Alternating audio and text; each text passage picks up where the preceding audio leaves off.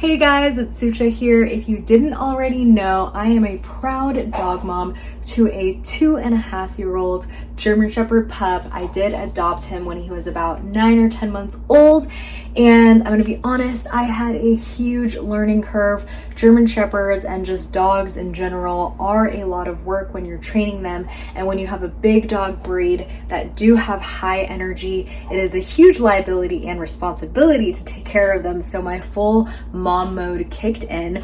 And at first I was really struggling because it was a lot of training, it was a lot of learning. And then I realized that it's just a matter of creating habits. And of course I wanted to feed him really good too. I was trying out kibble for the longest time and something just didn't feel right, which is why I switched him to raw food. And that was the biggest game changer. Funny enough, we basically eat the same thing. We basically eat beef and organ foods. He eats it raw, I eat it cooked for the most part, and seems to be working out pretty okay. I mean, our fridge and refrigerator freezer is pretty much all beef and organs, and then I have a few variations that I'm going to show you, like this piece of bone marrow where I get to enjoy the marrow, he gets to enjoy the bone. But let me actually introduce you to Duke first. Hey bub, say hi.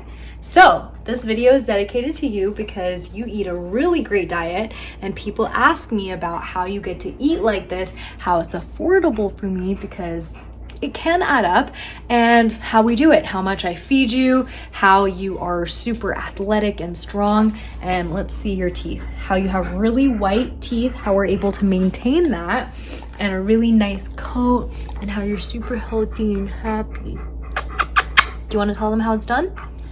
Yeah? All right, first things first, depending on where you are in the world, where you are in the States, you need to decide where you can get meat for the most affordable option. I've done a lot of research, and while I was living in Florida, I came across a store called Wild Fork Foods, and they had super affordable meat like beef, chicken, all the things, and they had organs. So now the organs are not an absolute must, but they do really create such a vital part of a full, well-rounded nutrition, as well as bone. So I was also able to find bone marrow at Wild Fork Foods. I returned to California and I was a little bummed because I was like, where am I going to find it? And I honestly was looking around in different places trying to find affordable options, and luckily Wild Fork Foods delivers. So I was able to order from them. It made it super convenient. I'm gonna be honest, it is not the best quality. When I'm eating for myself, I definitely prioritize grass-fed, regenerative. I actually am working with an amazing farm here in San Diego called Perennial Pastures, and I also like to order from Force of Nature and a few other brands. But for my doggo, anything like raw meat, real food is going to be better than kibble. And I notice such a difference even when he, does his number 1 and 2 business, and we'll get all into that. This haul is honestly pretty simple. It's really not that many ingredients. And like I said, if you can just get a hold of just raw beef that's affordable for you, and I wouldn't do any more fat than 15% because I think dogs can do it pretty lean, then you're good with this. But I do like doing the well-rounded approach. So Wild Fork has some kidneys, they have heart, they have liver, and then this is the bone marrow that I was talking about that I actually enjoy. I get the inside of the bone marrow, and then he loves the bone. Is way better than chew toys. And then I also switched it up this time with some ground turkey. So this is actually pretty interesting because the organs are actually not as much more than the beef, and I don't know if that's going to change because demand and quantity and pricing is changing with everything, but I wanted to share because I know you dedicated dog lovers want to feed your pups the best, and they seriously do so much better. Like, he is such a happier dog. He's so good, and I feel good about feeding him all raw. Don't you love it? You love it, or are you spoiled? You love it? You love it?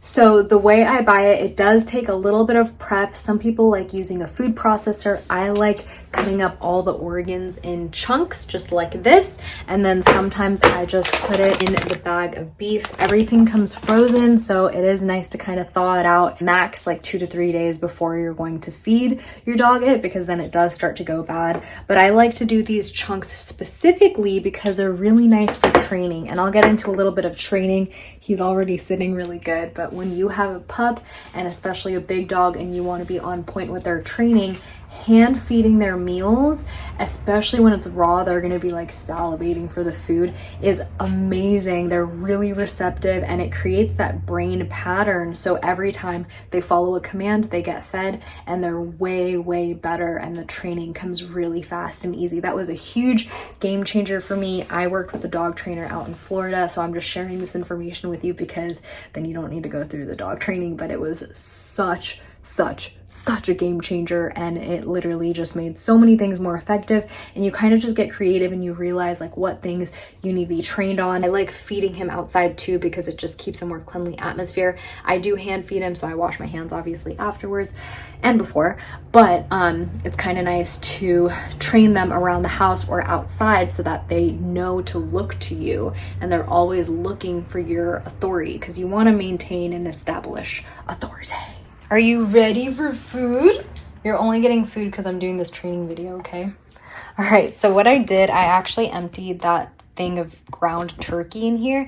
I'm gonna put a few pieces of organs in here so I can just mix it up, take it really easily outside, and train the Dukester.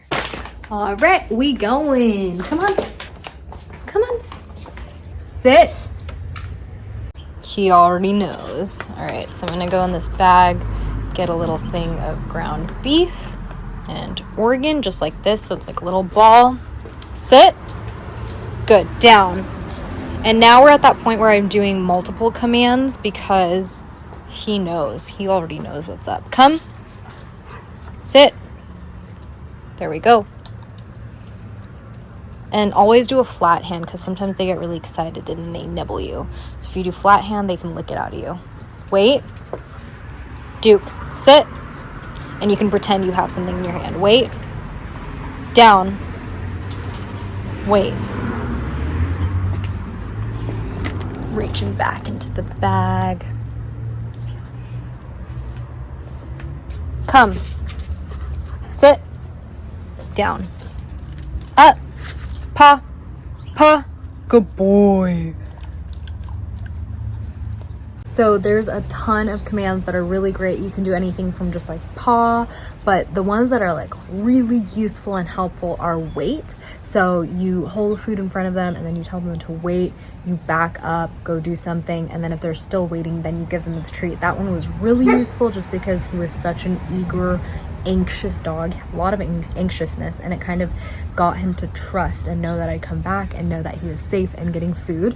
And then the other one that we are still working on is the heel command, and basically that means that while you're walking, you hold the food right here and walk, so that they're supposed to walk behind you and not in front of you. That's the biggest project. So I'm still mastering that because he still wants to sniff ahead and he gets kind of lost in all the scents on our walks, and it's a little bit harder to train with raw food while we're on our walks, so it is kind of just in the yard. But that's where training treats are really helpful. It's just really being diligent and consistent, and maybe even taking them to certain stores that allow dogs and training them that way. Sit. Down. Wait. Wait. Come. Sit. A really big question I get is how much to actually feed your dog, and that one is different, and it's a little bit complicated, but doesn't have to be, because it really depends on just you and getting to know your dog, because a lot of this is just intuitive, right? Because when it's kibble, you've probably noticed that you could kind of fill up the kibble in a bowl and your dog will finish it, or it'll eat as much as it needs to. But with raw food, it's more an investment for you, and your dog's also going to get his or her primitive instincts kicked in because it is raw, fleshy, muscly food, so it wants to eat as much of it as it can. And to be sustainable with your budget and your dog, you want to make sure that you're able to sustain this way of eating. What I do, and this might not be right, if you have more knowledge on this, let me know, but this is what I found that works really well for my dog, his performance and how his physique is that just like humans, we have a certain body weight and we try to get that amount of protein in. So I kind of do the same for him. I kind of measure out the meat in a way, I kind of ballpark it in the sense of how much protein he's getting in, and then maybe I do a little bit more meat, so it ends up being, I would say, around a pound to a pound and a half if he's had a hard workout or dog play in the dog park, or we went on a hike. Then I definitely feed him a little bit more, and he'll definitely tell me when he's hungry. It's just like humans, like really allowing ourselves to tap into that intuitive eating. My dog definitely tells me when he's super hungry. And also we can tell by their body weight. When he was eating kibble, he was just super bloated. He definitely carried more weight on him, and now he's definitely more lean. I like to keep him lean because it's better for his hips and his breed of German Shepherd, but I also just see so much more agility and performance and high energy. Now we're going to talk about poops. Okay, so this is where you're going to realize that your job actually gets easier as a dog parent when you feed your dog raw. So just to give you an example, when I used to feed my dog kibble, he would poop sometimes 3 times a day, if not 2. They'd be big poops, and it appeared as if he pretty much just ground up his kibble and shat it out. And now, eating all raw, he probably only poops sometimes like 3 times a week. They're super compact and tiny, and it basically is showing me that his body is absorbing all of the stuff that I'm feeding him. And just side note anecdote, this is very similar to humans who are following the animal-based carnivore diet. I find this myself with the way my number 2s come out, so it just makes life really convenient, and you can tell that your body is truly absorbing all of the nutrients and the contents from the food. So with Dukas, because he's only now pooping like 3 times a week, it just makes my job easier. I'm using less baggies to pick up his poop. You know, if I do need to leave for long hours to do some work, then he's just fine at home. The other thing I noticed is that when he eats kibble, he goes through so much water. It's like he's dehydrated and he just needs to drink a bunch of water, similar to humans where they say, drink a gallon of water, and like you're just trying to keep off the weight that way. With carnivore, he just sips on like a little bit of water, maybe a little bowl every single day, but he really doesn't try to drink it like, you know, he's never drank water before, and it doesn't seem like he's dehydrated. And I truly think it's because of the bioavailable nutrients and absorption of his food, and it's not dried out food literally that's dehydrating him. Do you have any other thoughts, Duke? How do you like this kind of diet? Do you like eating raw? You probably like it a lot better than when you used to eat kibble, right? All right, so the last thing we talked about, hand feeding and training with the raw beef and the raw organs. The bone marrow, what you're gonna do, how you're gonna prepare it is you can prepare it for yourself. Eat the delicious bone marrow, maybe have it with your beef or some other food. You can prepare it like marrow butter. And then the bone, make sure it's not too salted or anything, because these doggos, they don't do too well with salt. It could give them the shits. But you're gonna just take the bone, and usually when I'm gone for a bit, I give it to him because it really keeps him entertained. He loves chewing it. And then let's take another look at his teeth. They seriously like never have to be brushed. They're super clean, and chewing on that bone is honestly good for them. Just like with humans, the bones give us collagen, just a really great protein form. And for canines like him, you know, they're supposed to chew, they're supposed to get into that bone, and I can see that he's really got into it. I'm actually gonna grab his bone to show you. So just to give you an idea, this is a bone that I cooked up yesterday night. I just keep it in the refrigerator because it keeps it kind of hardened so it's not leaking everywhere with the bone marrow that's left over, and it still has like a good amount of meat and all that substance in there. This is one that he really got into today, and some of them you'll see that even like he gets into the bone pretty deep, so he's like really going in for the bone, and he loves it. Here you go. You love it, don't you? Okay, what's up guys? I'm actually in my room right now, and behind me is this doggo's amazing den, his little crate that he loves being in. He is crate trained. Let me know if you want to hear more about crate training, because that was definitely a process and an exploration I did. But this is my room. I recently moved in here, so I still need to decorate. But anyways, getting back to the doggo, I'm gonna go over budgeting costs, how much it is a month to feed him raw and make this diet sustainable. So I'm going to round up just so I can give you kind of the higher end, and then you can scale that way. Keep in mind, This boy is a big boy. He's a growing boy. He is highly active, so I'm definitely feeding him more. He's about 80 pounds, so I'm scaling about 80 grams of protein. Like I mentioned before, that's how I am calculating it. So let's say you are doing organ meats, you're doing the ground beef, you're doing some bone marrow, and you're getting all of that for about approximately $3 or $3.50 per pound. Over 30 days, you're going to be spending about $150. That's probably around how much I spend on him. So that is definitely the higher end. I think it's worth it for all of the benefits mentioned, like less shits, less poop bags, just better health long term. They're happier, better dental hygiene. It's super, super worth it.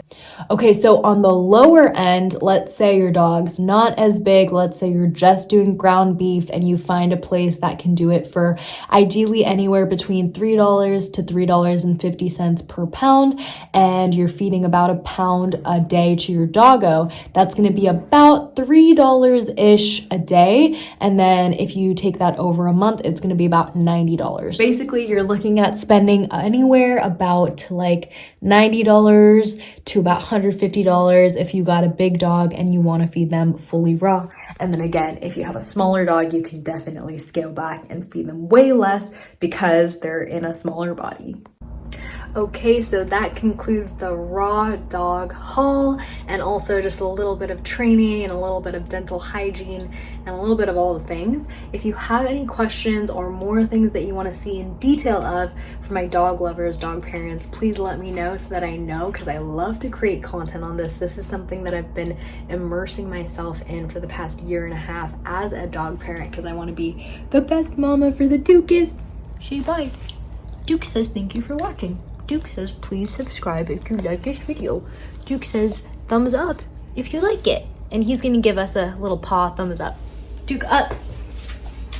Paw. Good boy. Thumbs up. Thumbs up. Thumbs up. Thumbs up. Paw. Sit. Paw. Good boy. Down.